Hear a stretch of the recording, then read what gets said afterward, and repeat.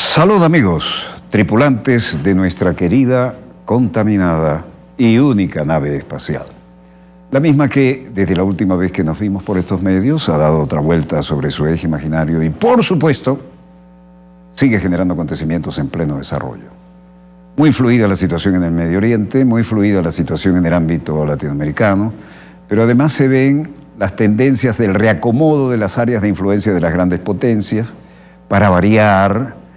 Y desde luego, las noticias son poco optimistas, pero indudablemente de estos acontecimientos no solo debemos extrapolar lo que alguna gente quiere hacer contra la mayor riqueza petrolera del mundo aquí en la República Bolivariana de Venezuela, pero ya hablaremos de esto. El energúmeno de la Casa Blanca sigue siendo de las suyas y tratando de evitar el impeachment, que, como ustedes saben, eso significa poner a juicio ante la Cámara al presidente que además quiere jugar a comandante en jefe y no tiene pero ni remotamente con qué. Esto recién comienza y se va a poner dramático. Veamos los acontecimientos en pleno desarrollo.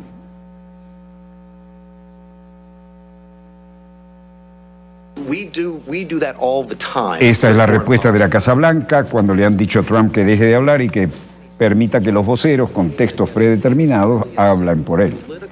Recordemos que los que estamos viendo se refirieron a sus discursos del viernes 24 de enero en el Senado, acusaciones de pertenecientes a la Cámara de Representantes de Estados Unidos, quienes actúan como fiscales, como dijimos, en el caso contra Trump.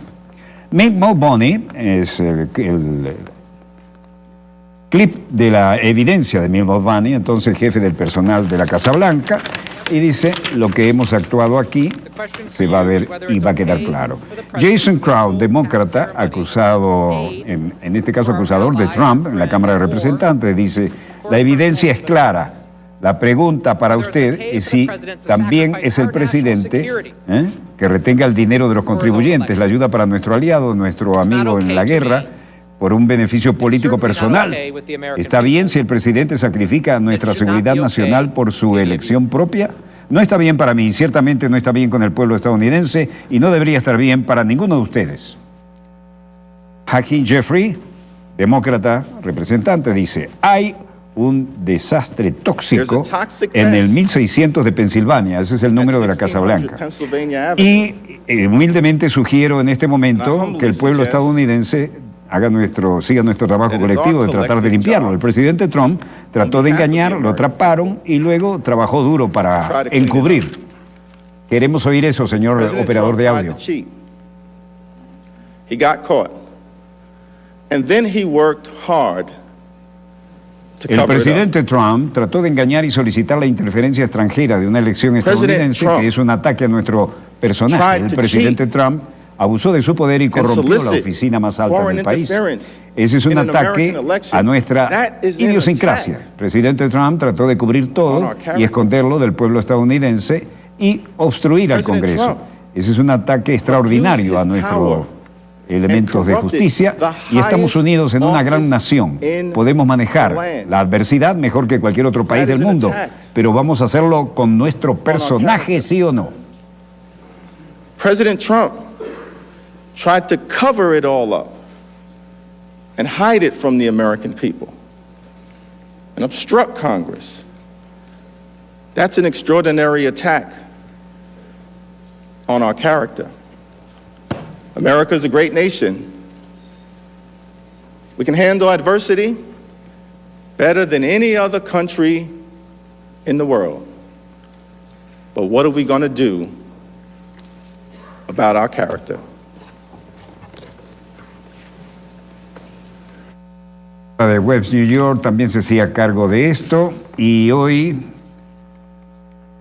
la portada del New York Times es la del domingo 26 de enero de 2020, refrescada hoy. El titular del New York Times dice, el libro de Bolton dice que Trump ató y relacionó la ayuda a Ucrania con las investigaciones que Trump estaba requiriendo. Y decimos nosotros, dicen ellos, la investigación que Trump quería lograr contra su oponente, el precandidato demócrata Joe Biden, y continúa el diario diciendo: los borradores del libro describen el posible testimonio del ex asesor de Seguridad Nacional si fue llamado como testigo a un juicio de destitución del presidente Trump. Refieren que Trump le dijo a su asesor de Seguridad Nacional en agosto que quería continuar congelando 391 millones de asistencias de seguridad a Ucrania, hablamos de 391 millones de dólares, hasta que los funcionarios allí ayudaran con las investigaciones sobre los demócratas, incluidos los Biden, según un manuscrito inédito del ex asesor John R. Bolton. Buscaba de todas maneras salir adelante de este problemón. El libro de Bolton dice que Trump ató la revelación de Ucrania y la ayuda a Ucrania a las investigaciones que pudieran ayudarle.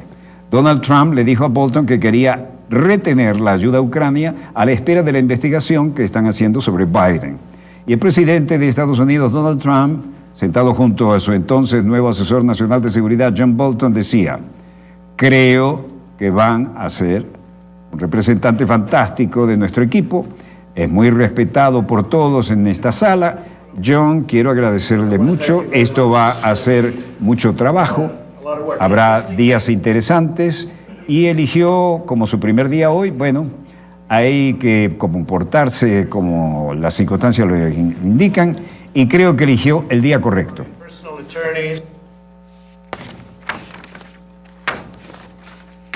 Bueno, aquí decía: he publicado una breve declaración sobre el testimonio sobre el asunto de Ucrania ante el Senado. En la pantalla aparece, y el detalle de la declaración en la lectura dice: en consecuencia, dado que mi testimonio es una vez más un problema, he tenido que resolver los problemas serios de la competencia a lo mejor que pude, con base en una cuidadosa consideración y estudio, y he concluido en que, si el Senado sigue así, emitiré una citación para mi testimonio y estoy preparado para testificar.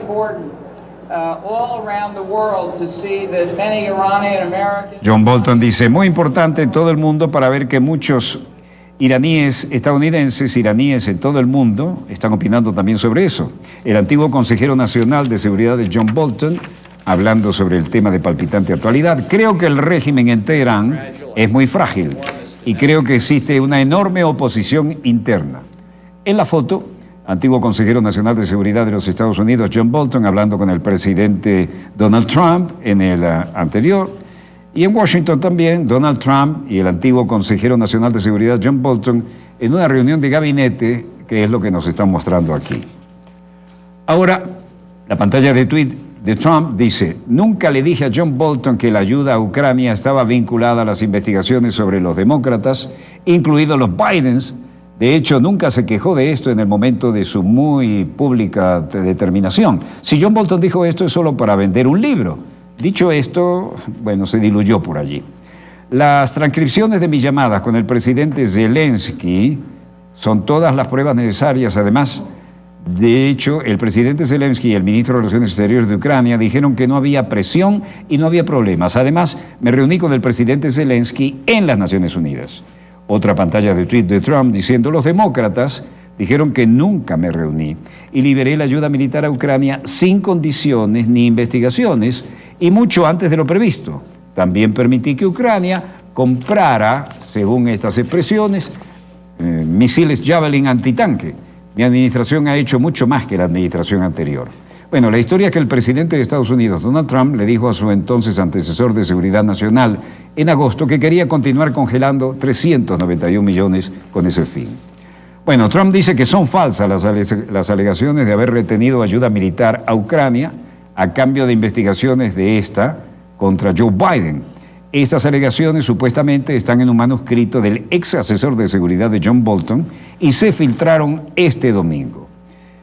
Trump con Benjamin Netanyahu, y esto sí es, el reportero pregunta: señor presidente, ¿cuál es la respuesta al manuscrito de Bolton y aumenta las oportunidades de llamar a testificar? Y la respuesta de Trump fue la siguiente: bueno, no he visto un manuscrito, pero puedo decirles que nunca dije a John Bolton. Pero no he visto un manuscrito. escribiendo un libro, no lo he visto. Trump se sienta con Netanyahu dentro de la oficina oval y el reportero pregunta lo de las alegaciones y Trump responde falso. Bueno, Chuck Schumer llega con otros senadores de su partido y dice, esto es sorprendente. Va directo al corazón de los cargos contra el presidente. El embajador Bolton esencialmente confirmó que el presidente cometió delitos acusados en el primer artículo del juicio político y todo se reduce a una cosa. Tenemos un testigo de primera en mano con evidencia de las acciones del presidente por las cuales está siendo juzgado. Está listo y dispuesto a testificar. ¿Cómo pueden los republicanos del Senado no votar para llamar a ese testigo y solicitar que presente sus documentos?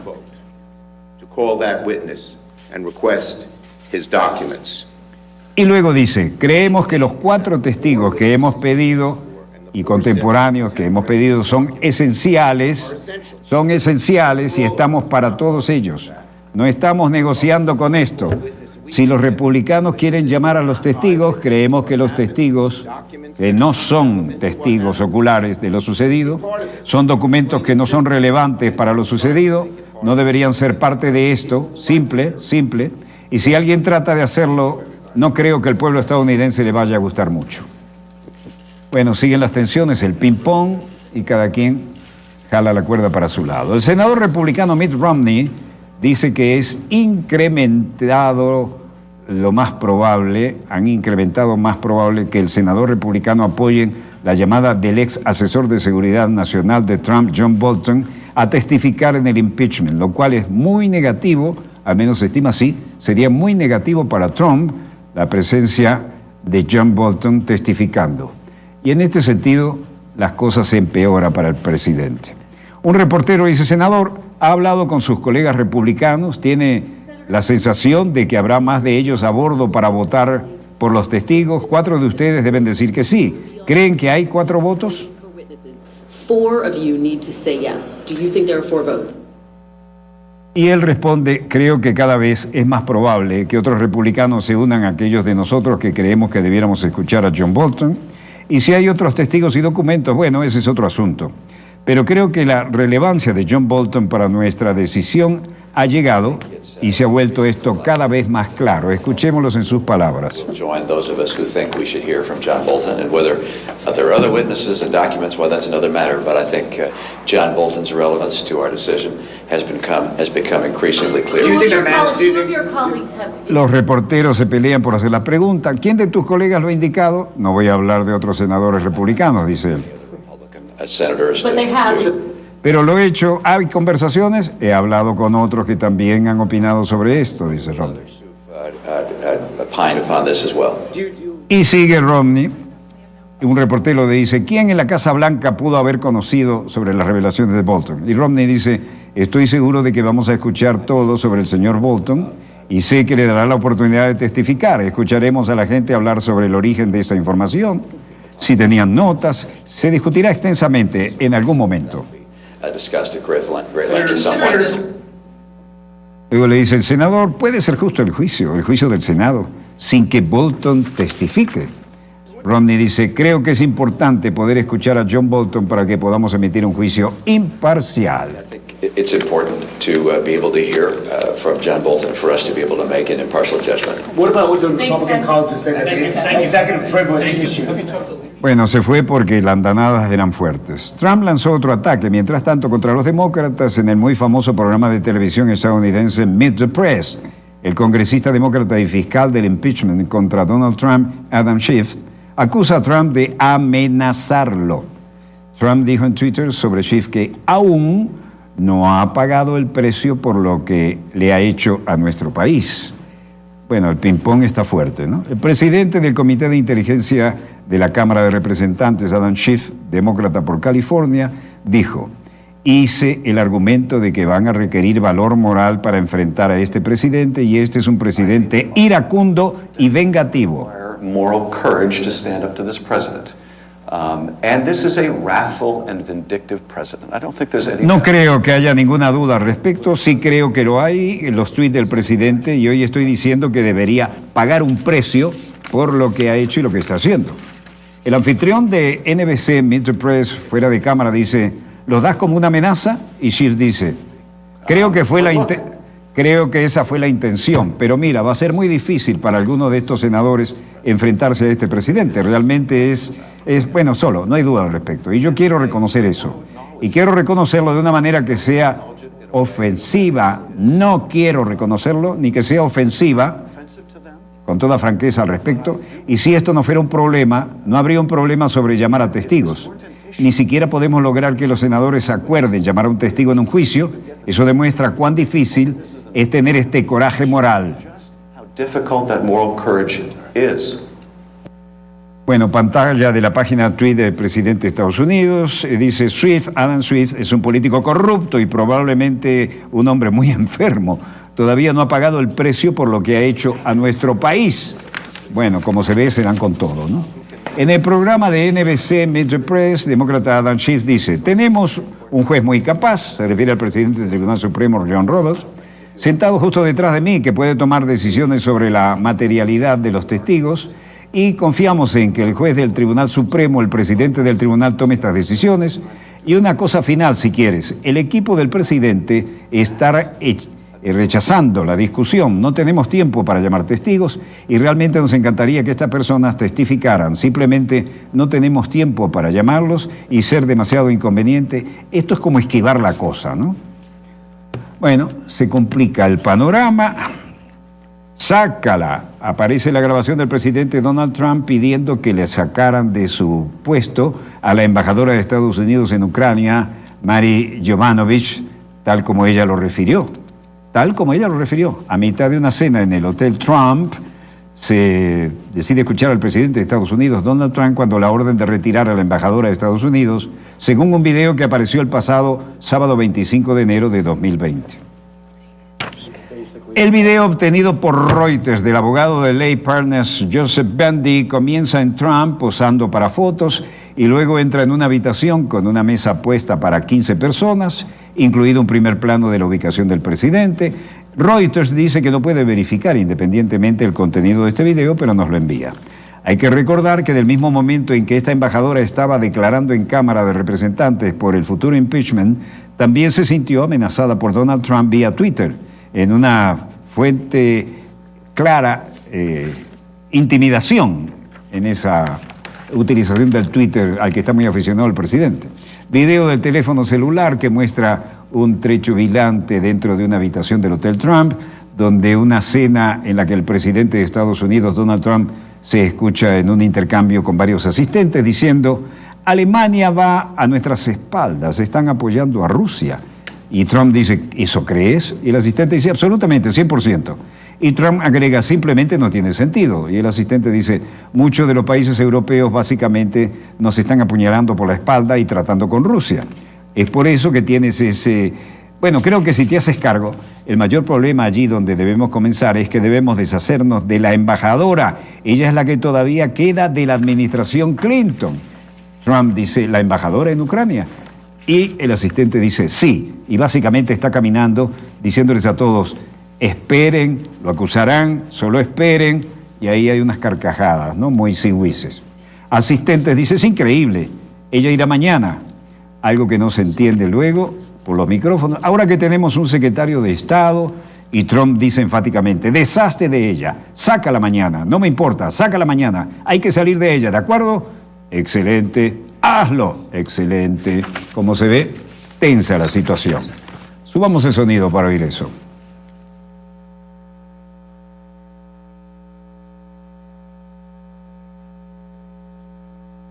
Bueno, Donald Trump y el presidente de Ucrania, Volodymyr Zelensky, sentados en una reunión, dándose la mano y hablando con los medios. They're supporting Russia. They're supporting Russia. You think so? Oh, 100%. 2 billion to pay Russia. 100%. 100%. Just makes no sense. It doesn't, exactly. It doesn't make Russia needs sense. support from you. Ah, Ahí está el sonido de que hablábamos. They're backstabbing us, basically, and dealing with Russia. That's why you're having such. I think if you take a look, the biggest problem there, I think where you need to start is we got to get rid of the ambassador. She's still left over from the Clinton administration. Where the ambassador, where Ukraine? Yeah, and she's basically walking around telling everybody, wait, he's going to get impeached, just wait. Like, it's incredible. Ahí está la confirmación en inglés de lo que le adelantábamos en el párrafo anterior. So one of the things that will be, now that we have a Secretary of State that's been sworn in. Get rid of her. Hooray. One of the first Okay, get things her out that tomorrow. will, I don't care, get her out tomorrow. Take her out, okay? Excellent. Do it. Excellent. Yeah, congratulations. I think it'll be great. Yes, Mike, great. Pompeo's gonna be good, he's doing a good job, already he's doing a good job. No, we got it going pretty good. We got a lot of interesting things. Good stuff. Bueno, aquí tenemos al presidente Trump y el presidente de Ucrania, Volodymyr Zelensky, sentados en la reunión, todo preparado para un encuentro que calme las aguas. Obviamente no es un profesional, es alguien que está tomando con alguna cámara, tal vez de un teléfono.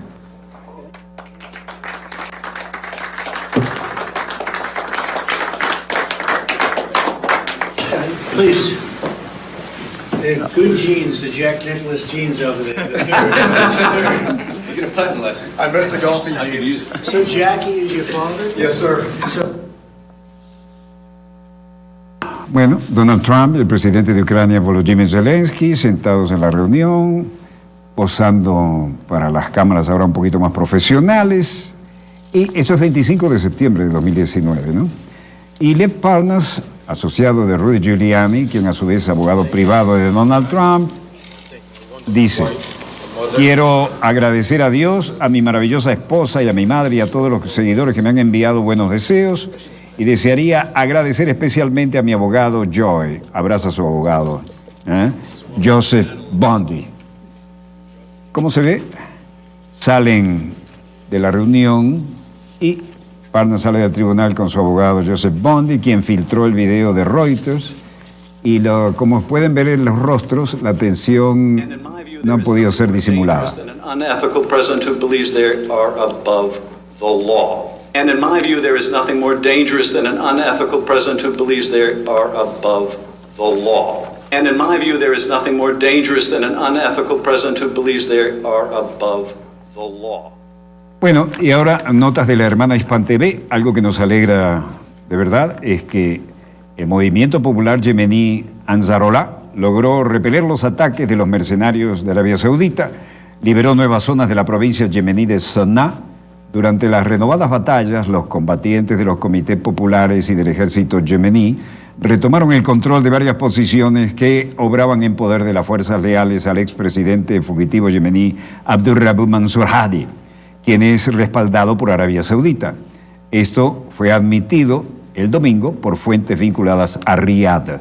El avance de Ansarollah se produjo a pesar del apoyo brindado por la aviación de Arabia Saudita, las tropas del prófugo expresidente, según confirman medios yemeníes, y dicen textualmente: aviones de Arabia Saudita atacaron en más de 30 ocasiones las posiciones de Ansarollah en los últimos 3 días.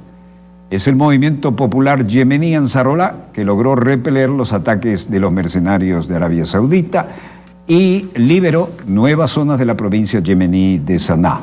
Y estas batallas han sido intensas, pero no hay imágenes. Esto es una cortesía de Hispan TV, lo reiteramos. Y mientras tanto, vuelven a la palestra dos personajes que han tenido que pasar por las maduras y por las muchísimas verdes. Me refiero al presidente Trump y al Bobby Netanyahu, al Bibi. Según el Bibi, siguen con su plan, ¿no? Trump y el Bibi. Su plan anexionista, ¿a costa de qué? De los territorios y del pueblo palestino, el cual es severamente condenado por la Organización para la Liberación de Palestina, por la Autoridad de Palestina y las organizaciones del Medio Oriente. Netanyahu en la oficina oval, Trump dice: bueno, muchas gracias, es un honor tener al primer ministro Netanyahu, gran amigo mío y un gran amigo de nuestro país. Hemos tenido una relación tremenda de casi 3 años. Te conozco desde hace muchos años, pero fueron 3 años de máxima audiencia y hemos hecho mucho por Israel y creo que las relaciones nunca han sido mejor. It's an honor to have Prime Minister Netanyahu, a great friend of mine and a great friend of our country. We've had a tremendous, almost 3-year relationship. I've known you for many years before that, but this was 3 years of prime time, and we've done a lot for Israel, and the relationship, I think, has never been better. We're going to be discussing. Vamos a discutir sobre la paz en el Medio Oriente, vamos a anunciar un plan mañana a las 12 en punto, y ese es un plan de Bibi y su oponente, deben decir, tienen que gustarle mucho. Puedo decir en términos que Bibi lo hace, y creo en términos de su oponente, él también lo hace y me reuniré con él dentro de poco. Este es un plan que es muy importante para la paz en el Medio Oriente, y no importa dónde fui, dicen Israel y los palestinos, tienen que hacer las paces antes de que realmente se logre paz para todo el Medio Oriente. Entonces la gente ha estado trabajando muchos años por esto y creo que estamos cerca, pero tenemos que lograr que otras personas estén de acuerdo con todo. Entonces diré que muchas de las naciones árabes lo han aceptado y les gusta lo que piensan, es genial, piensan que es un gran comienzo y creo que también es un gran comienzo para nosotros, creo que es algo fantástico y que eventualmente podremos lograrlo. Dicen que probablemente sea el trato más difícil en cualquier lugar y en cualquier tiempo. En el mundo de los negocios, cuando estaba de vuelta yo en el mundo de los negocios, cuando el trato era difícil, la gente se refería en broma a esto como, esto es más difícil que lo de Israel y los palestinos y que se junten. Y ese chiste es lo que escuché toda mi vida y entonces veremos si sucede en la realidad. Tenemos algo que tiene mucho valor. Vamos a ver. Palestina reitera que no aceptará acuerdo del siglo, como lo llaman en Estados Unidos. La Autoridad Nacional Palestina, de la ANP, a través del portavoz de la presidencia palestina, Nabil Abu Rodainen, reiteró el pasado jueves 23 su firme rechazo al llamado acuerdo del siglo que patrocina Estados Unidos. Conforme a filtraciones, en realidad, el supuesto plan de paz estadounidense niega el derecho al retorno a los refugiados palestinos, limita el acceso de los musulmanes palestinos nada menos que a la mezquita de Al-Aqsa en Al-Quds, en Jerusalén, que para ellos sería como el Vaticano para nosotros, y otorga a Israel la mayor parte ¿de qué? Del área fértil C de Cisjordania, la fértil, no la desértica. Advertimos contra cualquier proyecto estadounidense que viole el derecho internacional, dijeron. Tras advertir a Israel y Estados Unidos que no crucen la línea roja, el vocero palestino ha dicho que la resolución de paz requiere principalmente poner fin a la ocupación ilegal de Israel de los territorios palestinos que viola toda resolución de la ONU. 27 de enero de 2020, la OLP tacha de fraude del siglo el llamado Plan de Paz de Estados Unidos. Así calificó el secretario general de la OLP la iniciativa de Estados Unidos para supuestamente solucionar el conflicto israelo-palestino. Cualquier trato, intento o dictado que ignore el hecho de que Israel es una potencia ocupante del Estado de Palestina quedará registrado en la historia como un fraude del siglo, tuiteó Saab Erekat. La plena asociación entre Trump y Netanyahu se registrará en la historia como una violación del derecho internacional y de las resoluciones de las Naciones Unidas. Wassel Abu Youssef, otro miembro de la OLP, advirtió que Plan Trump es una guerra abierta, textual, contra los palestinos y busca acabar con la causa palestina. La resistencia palestina Hamas indicó que cualquier acuerdo o proyecto que vulnere nuestros plenos derechos a nuestra tierra o a nuestros hogares sagrados simplemente no pasará, aseguró el viernes Hamas. Youssef Hazaineh, representante de la Yihad Islámica, se refirió a la mentalidad de piratería de Estados Unidos al pretender legalizar el robo de la tierra palestina por parte de Israel. Quiero hablarles de Hindu Anderi, periodista graduada de la Universidad Central de Venezuela, coordinadora del Foro Itinerante de Participación Popular Vanguardia en la Solidaridad con Palestina en los años del comandante presidente Hugo Chávez, desde el cual se contribuyó a que la República Bolivariana de Venezuela se haya abierto la Embajada de Palestina aquí, y es defensora de derechos humanos del pueblo palestino, por supuesto. participó en el Tribunal Ético contra la Ocupación Ilegal de Palestina, que se celebró en Argentina, con la presidenta. Y aquí la tenemos. Y nos ilustra sobre el próximo movimiento de Donald Trump y el Bibi Netanyahu, Benjamín Netanyahu, contra la integridad de Palestina, el denominado eufemísticamente el acuerdo del siglo. Bienvenida, compañera, gusto tenerte aquí. No sé cómo lo haces, pero estás cada vez más joven y más bonita. Gracias, profesor. O las cámaras te aman, que también es un fenómeno imponderable, que es muy importante tenerlo en este negocio, digamos. Bienvenida, cuéntanos, Gracias. ¿Cuál es la actualidad y tu sabia interpretación?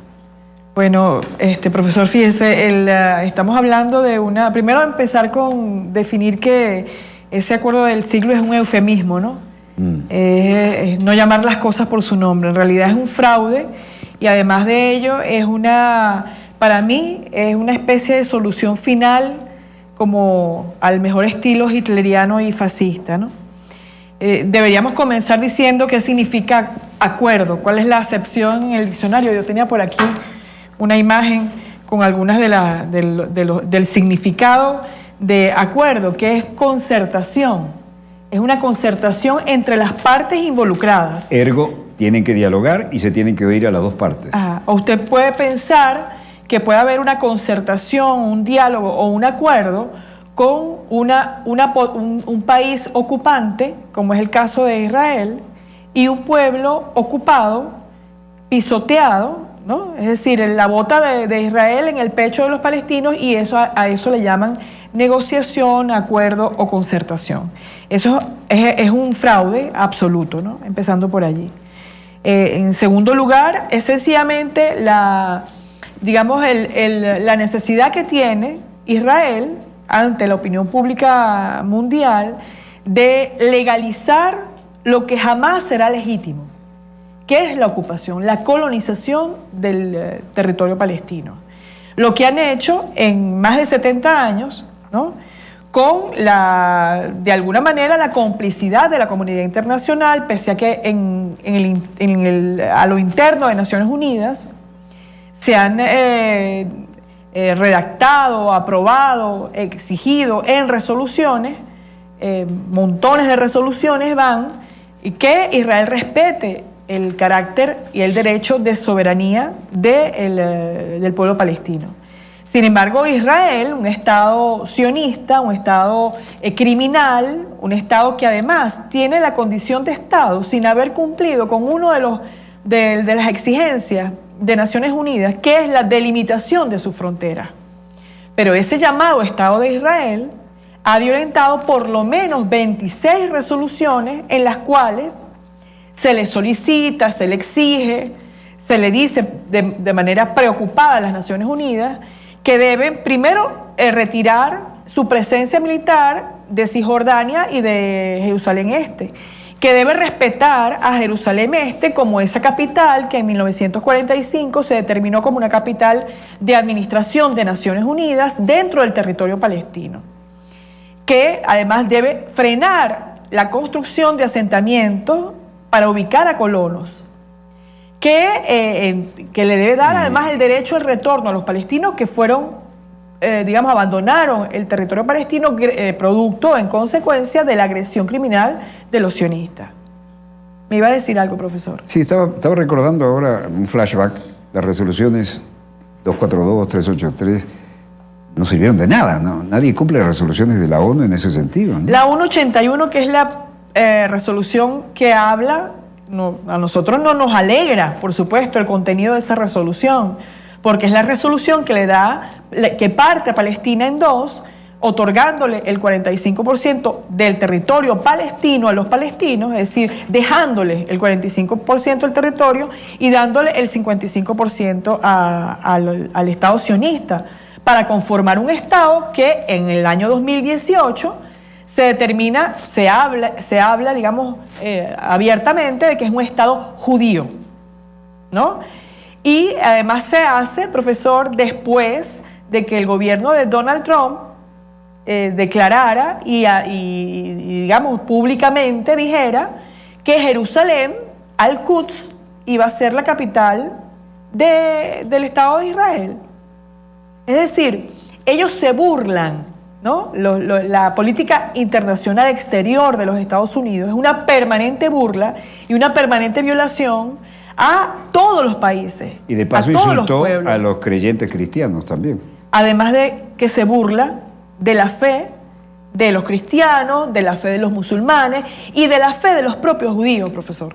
Porque yo estoy consciente de que los verdaderos judíos que aplican su religión como lo determinan sus escrituras, están en contra de la política criminal que aplica Israel con la complicidad de los Estados Unidos. Ese binomio macabro que en momentos de elecciones, pues ellos ganan o puntos o digamos sintonía, ¿no?, ante la opinión pública, asesinando palestinos. Por ejemplo, usted sabe, se acercan unas elecciones en Israel, Donald Trump también está en las mismas, y ¿quiénes son las víctimas?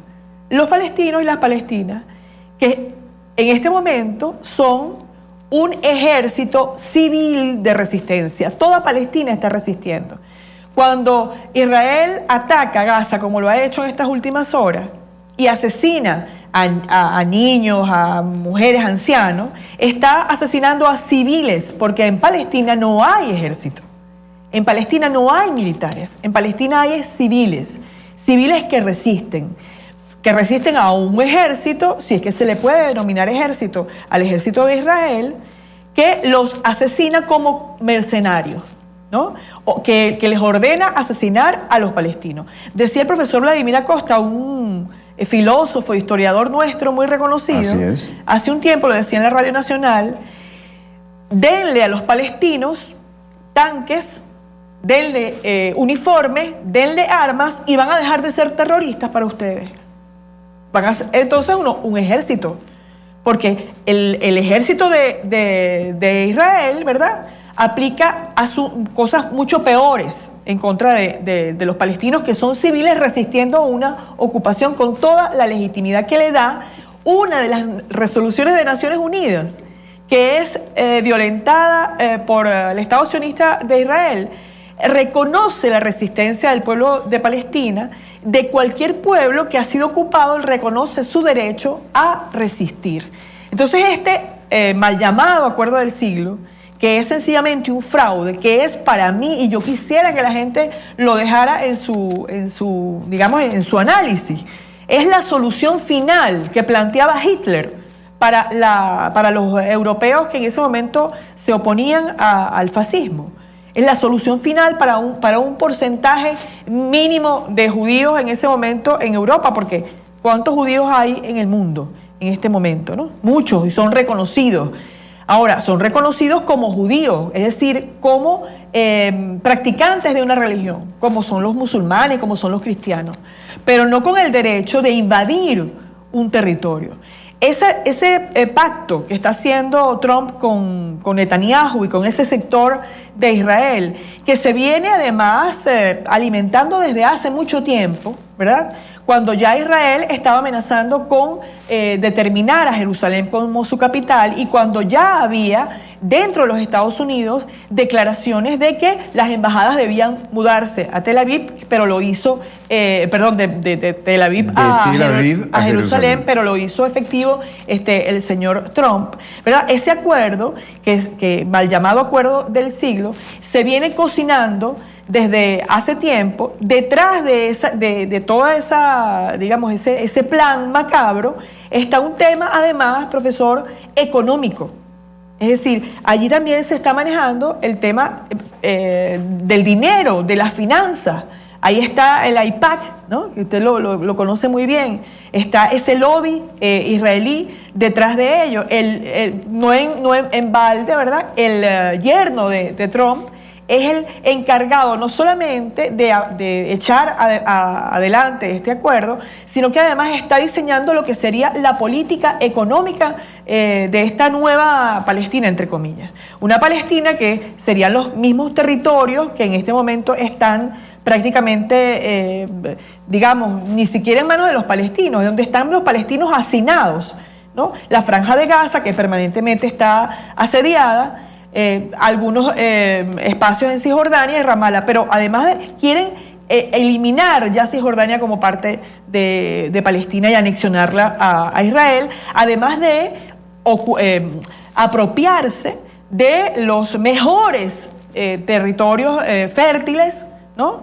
Entonces los palestinos, las palestinas, continuarían en ese andar que tienen más de 70 años, bloqueo permanente que les impide una economía fluida, que les impide además el disfrutar de los derechos humanos que cualquier persona en el mundo, en el planeta, tiene, ¿no?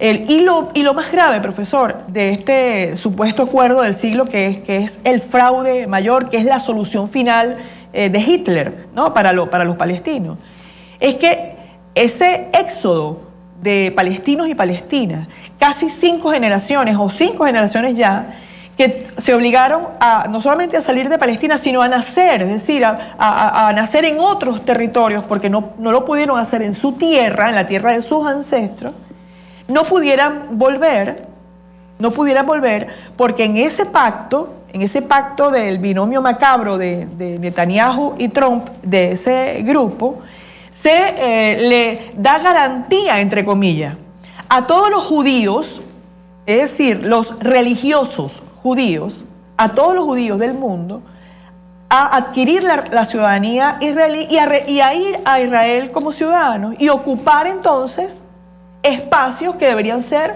de los palestinos, negándole así el derecho al retorno al pueblo de Palestina, que es la bandera de ese pueblo martirizado, que es la bandera de la resistencia. Y por supuesto, ningún pueblo ocupado digno como el pueblo de Palestina va a permitir que una trampa como esa avance.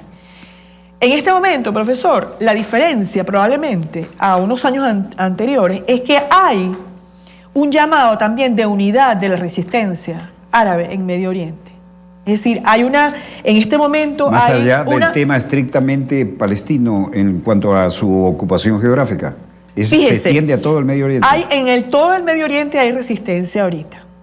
Hay muchos pueblos que están resistiendo. Cuando decía Trump que son los países árabes, que hay países árabes, gobiernos árabes que están de acuerdo con este pacto macabro, se refiere a Arabia Saudita, se refiere a Riad, por supuesto, sus aliados. ¿Quiénes más que ellos van a aprobar ese vulgar acuerdo, ¿no? Si se le puede llamar acuerdo, que no es ningún acuerdo?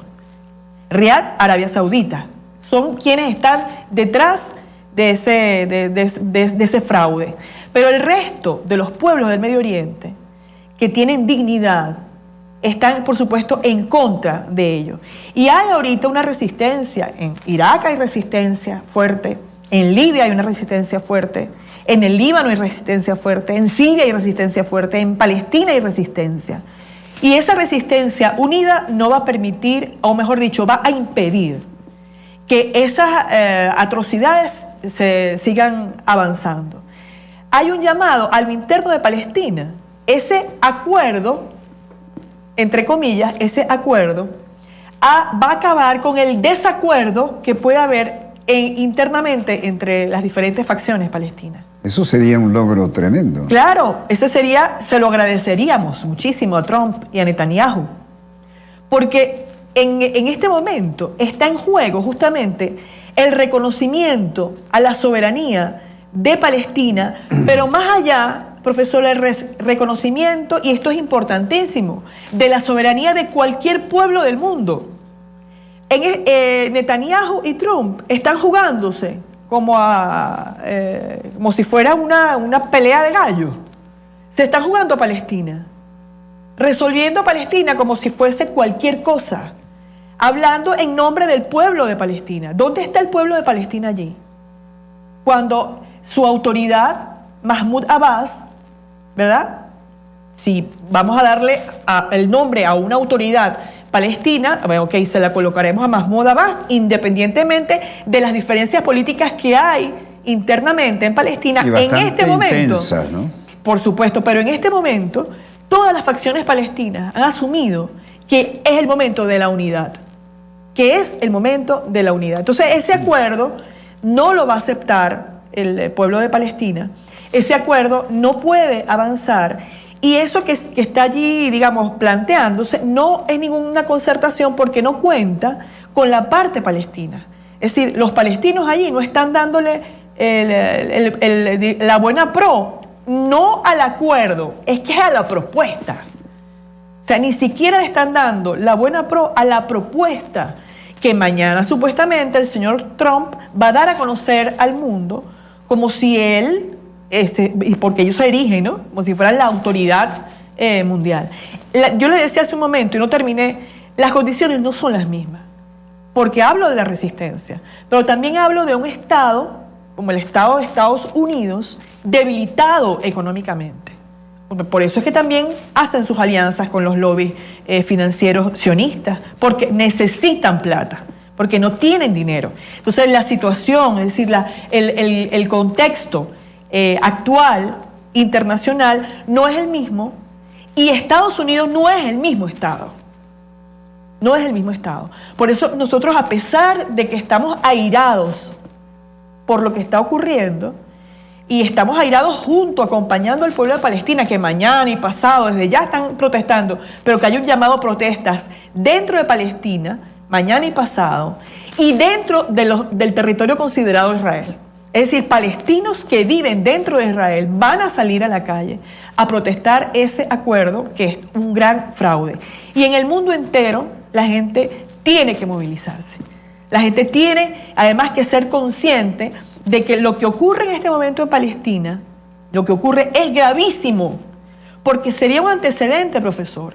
Y más adelante, no sé, como cualquier película, como los Juegos del Hambre, se me ocurre decir, en cualquier momento, ese rey, ¿verdad?, o ese supuesto rey, va a definir qué territorio ocupar, qué capital considerar, desde dónde yo voy a despachar, como si los pueblos del mundo fuésemos unos eunucos, unos estúpidos, violentando la soberanía, la libertad y el derecho de todos los pueblos. Entonces es importantísimo que en este momento tengamos conciencia de lo que se está jugando y de lo que se está planteando allí, que no es solamente un tema palestino, que no es solamente un tema que le concierne al Medio Oriente, es un tema mundial, es un tema de interés mundial.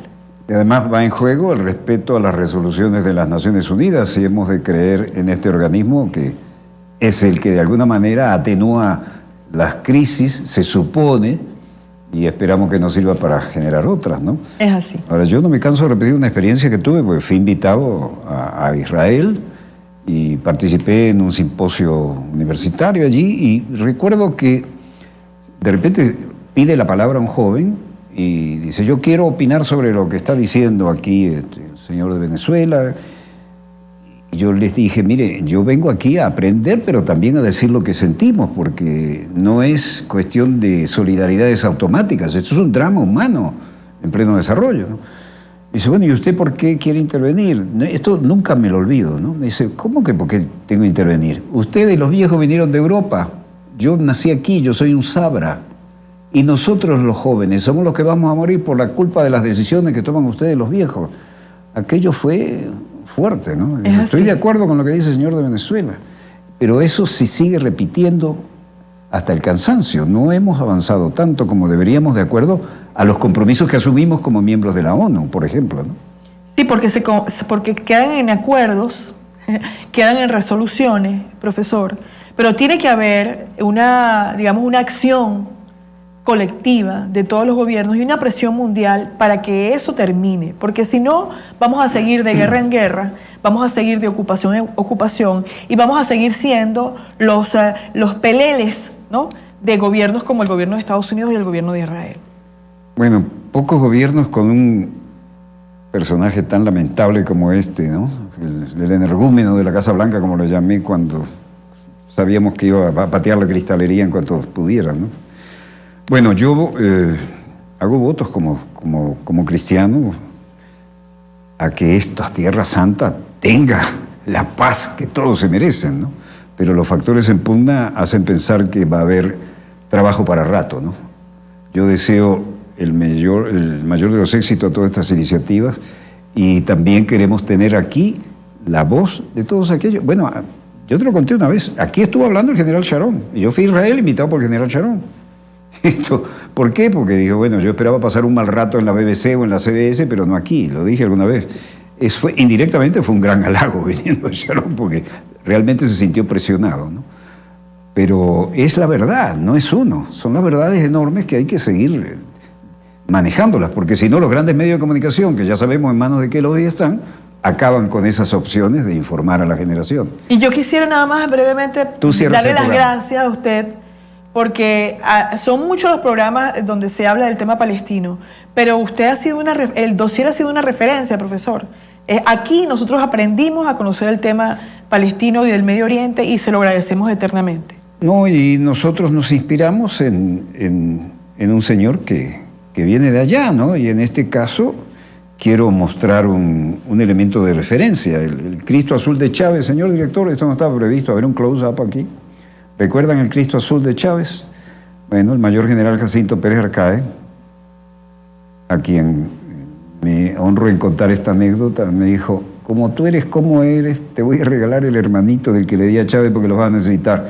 Bueno, creo que lo necesitamos todos, por la paz del mundo y por la paz del Medio Oriente que clama desde hace siglos. Y por el respeto a las religiones, que no tienen nada que ver con el tema político y el tema que se está manejando. Gravísimo mezclar política con religión y sobre todo no respetar las resoluciones de las Naciones Unidas si somos miembros, ¿no? Así es. Bueno, yo les deseo éxito a todos y que lleguemos a un acuerdo y un equilibrio en pro de la humanidad. Es un placer haberte tenido aquí. No sé cómo haces para estar cada vez más joven y mejor fotogénica, pero te deseo que lo conserves porque eres una vocera importante en esta causa.